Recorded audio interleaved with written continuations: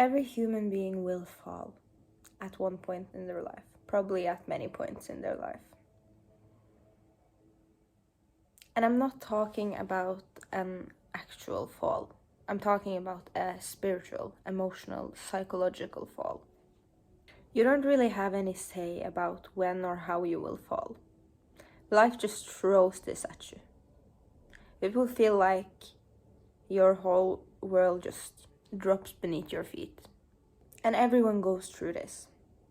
That's part of being a human. That's part of living as such an emotional and spiritual creature on a planet where nothing is permanent and everything changes all the time. This fall can be triggered by really anything. Maybe you're heartbroken, maybe you've lost someone. Maybe your sister is moving out from your childhood home. Maybe your child is moving out. Maybe you're moving. You could have gotten broken up with, or you could have broken up with someone. You could have gotten a divorce. Maybe you're in a new relationship that's healthy, and that's why everything feels like it's falling. There's really an endless number of reasons life can make you fall. It's very personal.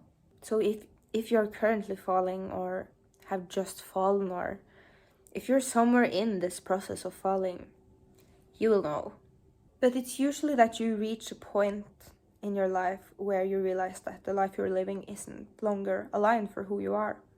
The person, the identity, and the roles you are bearing are no longer aligned for the life you want. And as soon as you realize this, something will start to happen, behind the veil. And the fall will follow, because for you to get that thing, that life and that identity you want, you have to let go of the life and identity that is not a part of that. And through all of human history, we've always tried to capture this idea of the fall into stories and myths and legends. In Greek mythology, in Norse mythology, and across so many other mythologies, you have the kings and the gods and the goddesses of the underworlds. And then you have the phoenix, which literally burns up until ashes, and then rises from its own ashes and continues to do this. On this earth, there's a constant life-death life cycle. You can't escape it. That's how nature works. That's how the earth works. Life is always followed by death, and death is always followed by new life. And now I'm not talking physical, literal death in this video. I'm talking more of like an ego death, a death of an old identity, a death of a life, a death of a relationship. And the fall can be caused by physical death, by you losing someone to death. Obviously, that also happens all the time on this earth. And it's really very natural, but we live in a society that lives in a deep fear of the dark and unknown. The dark gods and goddesses across religions and mythologies and culture, darker archetypes like witches, sirens, you name it, have been made into something to fear over the past, I don't know how many 100,000 years. But it's not always been like that. There once was a time in humanity where we lived comfortably with the dark beside us, where we acknowledge that the dark is also part of us and there has to be a balance between the light and the dark. You cannot always live in eternal joy and happiness. You have to fall. The fall is the descent to the underworld that will transform you.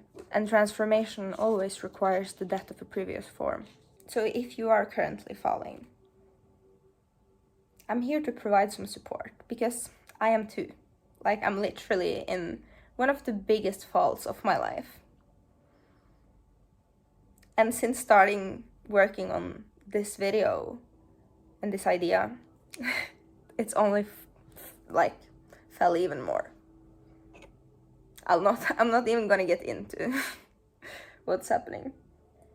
So I'm right there with you.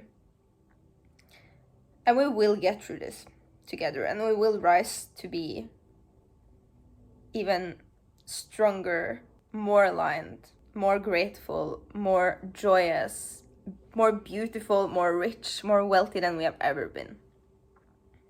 I'm claiming it.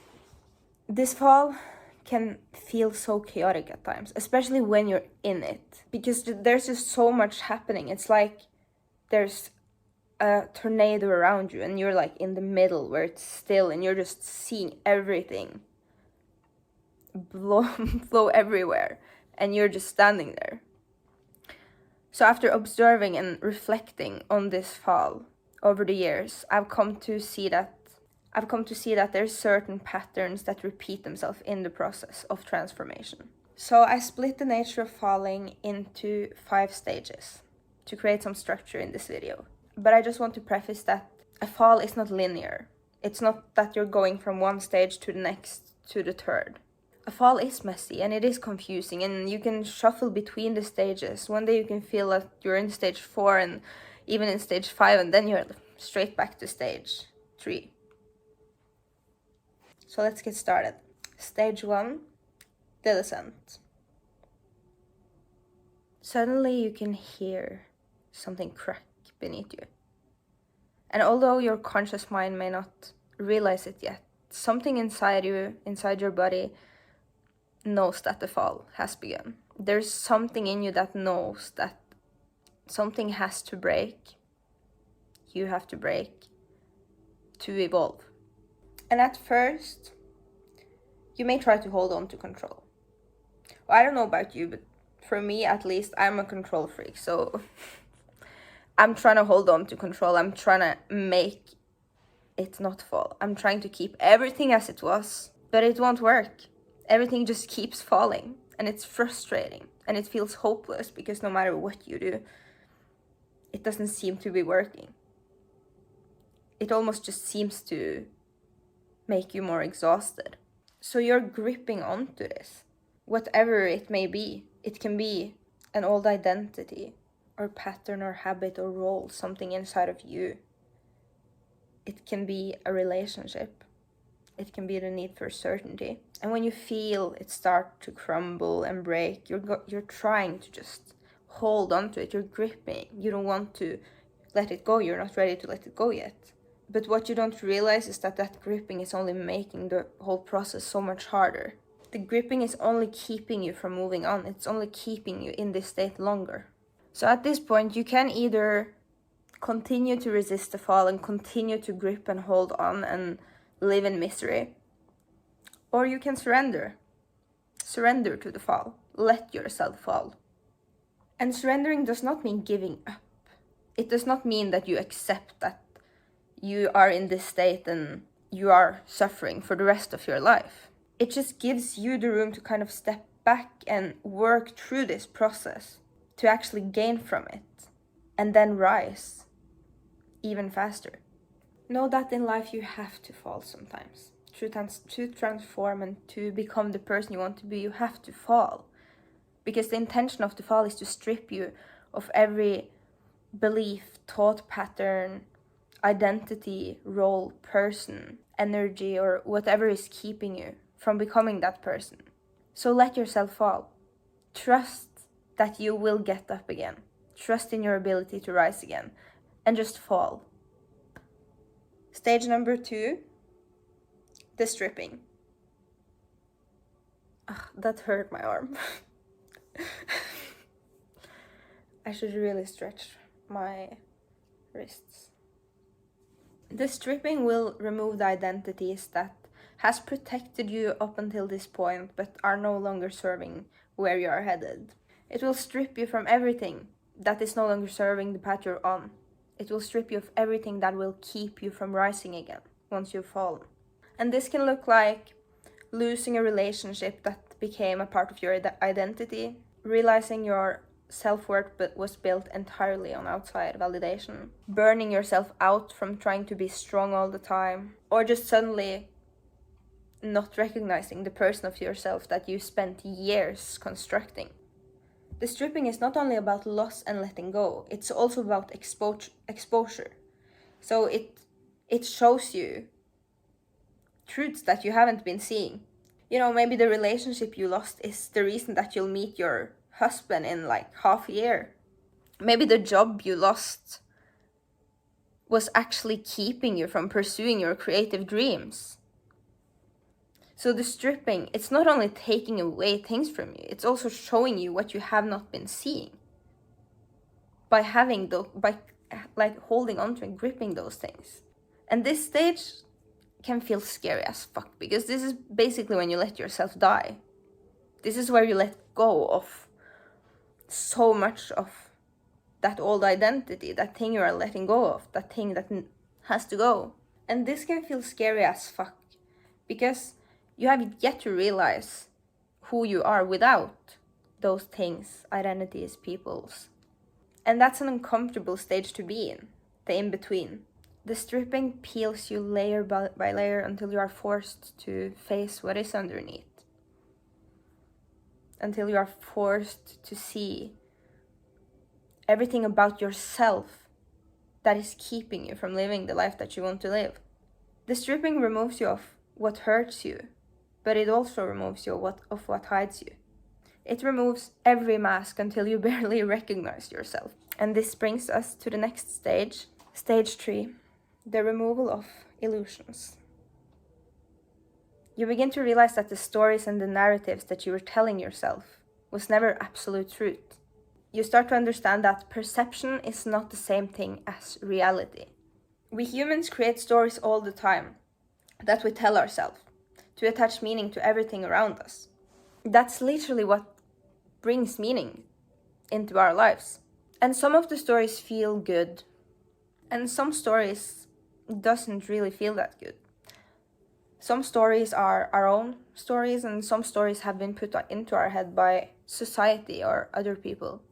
And when you hit this stage in the fall, you're feeling very raw from the stripping.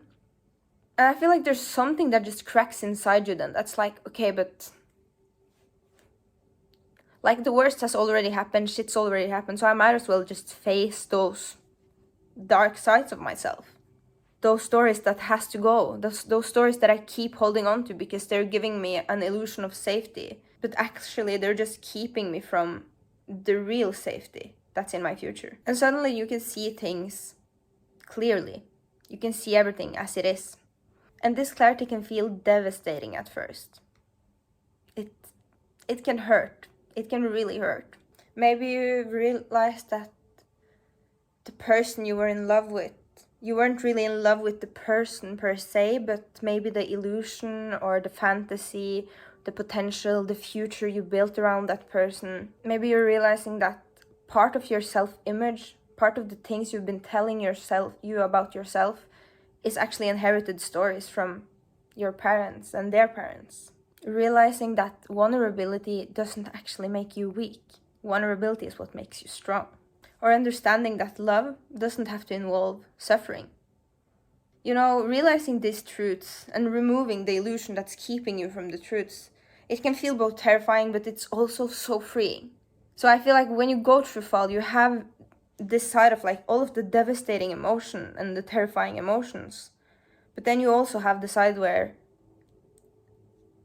through every day, through this fall, you are becoming freer and you are coming closer to yourself, your true self. This stage can feel so painful because sometimes it feels like these illusions are actually keeping you safe. They're keeping you protected. And it's hard to let go of many of them. And you can become like stuck in this process, I feel like, if you're having a really hard time letting go of some of the illusions. But once the delusion dissolves, you will never return to unconsciousness fully again. Once you see what's really there, you can never unsee it. So you've go off the illusions, and now we move on to stage 4, a confrontation with attachments. The confrontation with attachments begins when life asks you who you are without all of those things that you cling yourself to. Life will eventually force you to face the things in your life that you try to make permanent. Because life will constantly strive to make you realize that nothing is permanent. No matter how much we want it to be, Nothing stays the same. Everything changes. That's the nature of the world. That's the nature of our planet. And this doesn't mean, or it doesn't necessarily mean, that life will take these things that you attach yourself to away from you. But it might make you feel like it will. It will make you confront those attachments. And it will make you realize that that attachment alone will never be enough to make something or someone stay. This brings us to like our ability to create stories and meanings in everything as humans. We also create attachments to everything through these stories. So maybe you have attached yourself to an old identity that's kept you protected for so long but is no longer. Maybe you've attached yourself to a relationship. Or maybe you've attached yourself to certainty and to believing that things can be permanent. Maybe you've attached yourself to a habit, to potential, to a fantasy, to patterns. The confrontation with attachment explains to us why suffering persists. Because you realize that pain doesn't always come from the source that you're thinking is giving you the pain. Mostly the pain is actually coming from the meaning you attach to it. And now I'm not talking if someone is actually causing you pain. This is more when your thoughts are causing you pain, or your own head is causing you pain. An attachment, in the sense that I'm talking about right now, is the belief that who you are, your core, your soul, is dependent on something outside of you staying the same to be kept intact. Because that's not true.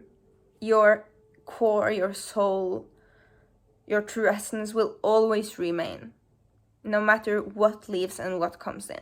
So how do you stop attaching yourself? I recommend you to practice the art of detachment. And I'm not talking detachment in a cold sense, about becoming cold or emotionless or disconnected from life. That's not what I'm talking about at all. True detachment is when you're able to live and love and feel life to the fullest, without being worried about the outcome or what will happen or what if this or what if that. It's being able to say, whatever will be, but I'm gonna enjoy this moment and what's in front of me anyways. And this is when the fall starts to transform from suffering into awakening. Stage 5, the rise. We do love a rise. This stage can feel extremely exhilarating and ecstatic, really.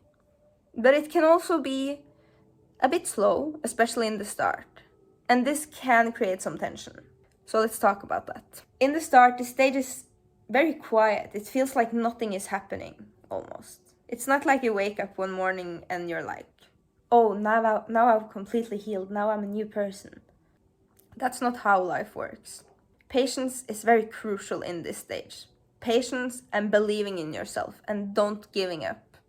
Sometimes it might feel like you're taking a step forward and 2 steps back. Like you'll have a good day and then you like have 2 bad days. 1 hour you'll laugh and smile and love your life and be so happy and feel like things are really starting to change now. And then the next hour you're crying your eyes out. And when you do fall back into these old emotions, it doesn't mean that the transformations hasn't worked. It means that it is in motion. This is part of it. You are breaking free now, like truly breaking free. You are creating the life of your dreams, the life that you want, if you've gotten to this stage. And it may take time for this stage to start manifesting in your external reality. And that can be very frustrating, because you feel like you've changed, and you can see this in life, how you walk through life, in your reactions, you will start to notice how differently you are handling situations. You're reacting differently, you're obsessing less, and you're no longer abandoning yourself for any emotions or for any person or any belief. And this is when you start to build trust again. And this can take time. You need to build trust in yourself again, and you need to build trust in life. And the rise doesn't mean perfection. It doesn't mean that you're done, that you're fully healed and will live happily ever after. It simply means that you're more aware. You're more conscious. You're more grounded in reality. You're more centered in who you are. You're able to carry more joy and love. You're less controlled by fears and attachments. And this is what will create the external change, this shift in you. The thing that is gonna bring the life you truly want to you is you embodying who you are becoming. It's you rising again like you've never risen before. Risen? I don't know if that's even a word, but you get what I'm saying. And eventually, your external reality will catch up with your internal transformation. And change will start to happen. A lot of change will start to happen. But you have to be patient and don't be discouraged if it's not exactly on your timeline. If it's taking a little bit longer than you maybe want it to take, believe in yourself. This is so important, truly. And love yourself, even through the hard times. Don't abandon yourself. This is what's gonna make you survive through it. It's the relationship you have with yourself. So nourish that, take care of that, protect that. That was it, you guys. I hope you enjoyed the video and got what I was talking about. This was truly healing to me also, to make this. Especially going through a fall myself. It has really helped me heal through this process. And maybe I can share some of that healing with whoever is watching this. So if you are currently falling, just let yourself fall. Don't worry. Everything will be fine and you will rise again. Just let yourself fall. Okay, bye guys. Toodles.